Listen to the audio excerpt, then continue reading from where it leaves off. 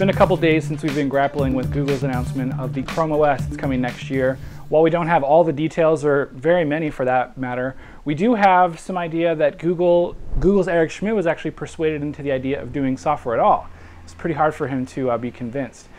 Does Google fit Chrome OS and the Chrome web browser, or should they just stick to search, what they're good at? We bring a couple technology journalists to talk about this. First off, Ross Rubin from the NPD Group. Ross, thanks for being with us. My pleasure, Randall. Also, Kevin Tofel from JK on the Run. Kevin, thanks for being with us as well. Good to be here. This is a very odd situation for Google in that they aren't really famous for creating software. Of course, they have to create software for the back end of Google, and they're no stranger to contributing to projects like Mozilla or other open source projects. And they definitely have the engineering talent. But Ross, is this sort of outside their core competency? And is this a really, building this Chrome OS, is this really a good idea for Google? Well, it's certainly a relatively new area for them. In many ways, Android was a more strategic operating system for them because that operating system was really about ensuring the continuation of open access to the web, which is really Google's platform. And if that were to become jeopardized, it could really affect their entire business. In contrast, the PC is a more open platform, and that's why applications developed for Chrome OS will also be available on Windows and the Mac. So this is, like we said, this is Google's first effort. Kevin, do you think that, is there anything Google needs to make sure they hit so that this works correctly? Or, what do they need to keep in mind to make sure that this goes well?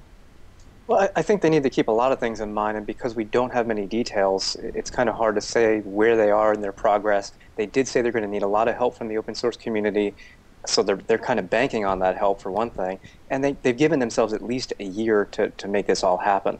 I think more importantly, it's why now, and I think the timing of this is a couple of years back when they didn't want to be in any kind of software.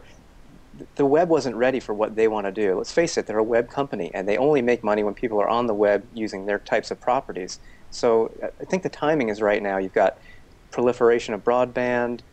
You've got new web standards, HTML5, that are going to enhance and mature the web. So yeah. I think it's the right time to start making that paradigm shift. Well, and Eric Schmidt had said that he was worried that the idea of a web browser didn't even cross his mind, that he had to be kind of coaxed into it by the co-founders Larry and Sergey. So, obviously they've been waiting. Eric Schmidt at least has been waiting. Ross, do you kind of agree with this point that the web has moved to a point where it makes sense for Google to be here, or is this still too early? Is this too late? I mean, what do you think?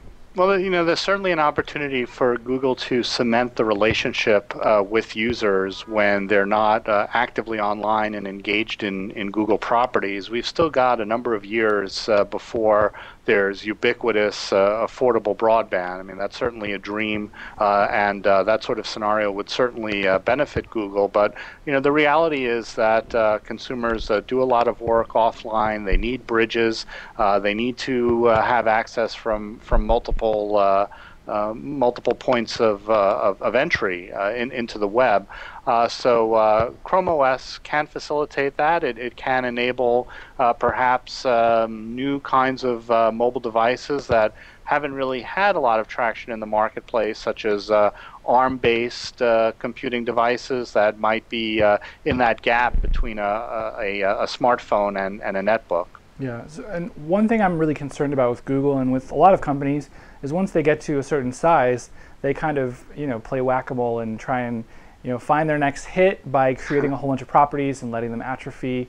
Microsoft, AOL, they're all prime examples of companies that they have one hit and then they can't follow it up. Kevin, do you think Google needs to be worried about maybe not focusing on search as hard and then having a competitor like Bing or someone else who's better than Bing kind of steal them at their weak point?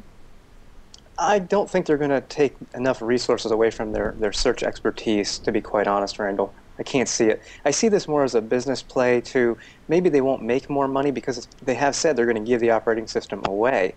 In a sense, though, they can take money out of, say, a Microsoft's pocket if they can get this on, say, 10 million netbooks. Microsoft earns roughly $15 for an operating system license on a netbook. 10 million netbooks, that's 150 million in lost revenues for Microsoft, and it's a user base of 10 million more people to really hit those search properties that Google has. That's interesting. So it's, as we've been talking this throughout the week, people are pitting this as Google versus Microsoft.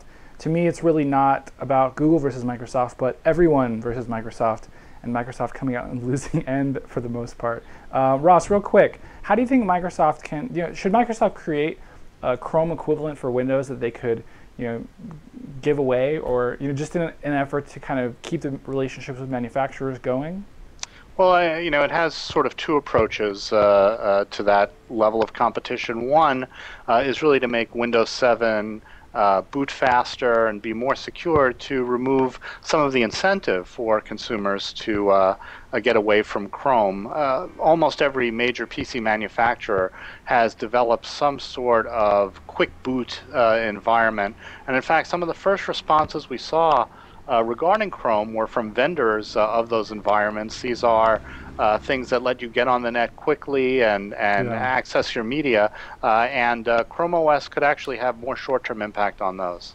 Interesting stuff. Well, guys, we're going to leave it there. We're out of time. Ross Rubin from the NPD Group, thanks for being with us. Also, Kevin Tofel and JK on the Run. Kevin, thanks for being with us as well. Thanks. Thank you, Randall. I'm Randall Bennett, and we'll see you next time on the show. As always, we're on techv.com. We're also on iTunes. We're on YouTube. We're in lots of places. Vimeo, even. If you're one of those Vimeo people, I guess. You can check us out there. I'm Randall Bennett. We'll see you later.